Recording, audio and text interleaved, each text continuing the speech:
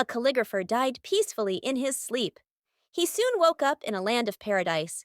He spent the next few days exploring. Heaven was exactly as he imagined: pristine rolling hills, golden castles upon cloud tops, reunions with lost loved ones, and endless opportunities to explore one's hobbies. He had access to the finest selection of inks and paper, so he continued to hone his craft even in death. The calligrapher would rotate his time between practicing his calligraphy and exploring what more heaven had to offer. At some point, however, he noticed something. No matter where he went, no matter what activity he engaged in, he saw no angels fluttering about. It was strange, he thought, that everything else he was told about heaven ended up being true.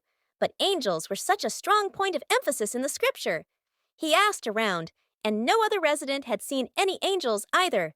He continued about his days as normal, but he couldn't help but be bothered by this small detail. How could every other aspect of heaven be real, but not the entities that were supposed to chaperone it?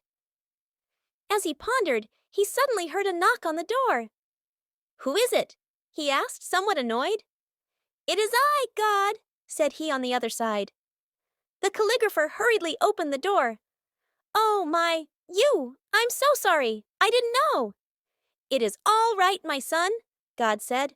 "I am only here to check on you. I like to meet with all of our new residents after they've settled in." "It's an honor, truly," said the calligrapher. "I'm a huge fan of your work." God gave a hearty laugh. "And I yours." "I'm always impressed by the craftsmanship of all my children.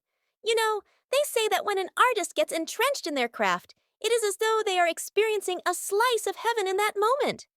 The man thought for a second. "You know, I'd be inclined to agree." "So I suppose the inverse is true, is it not?" said God. "Doesn't heaven remind you of the most beautiful scripts you can imagine?" He hesitated to respond. "I'm not sure about that." God looked surprised. "What is wrong, my child?" he asked. The calligrapher sighed. "Well, heaven is great and all, but it's sans serif.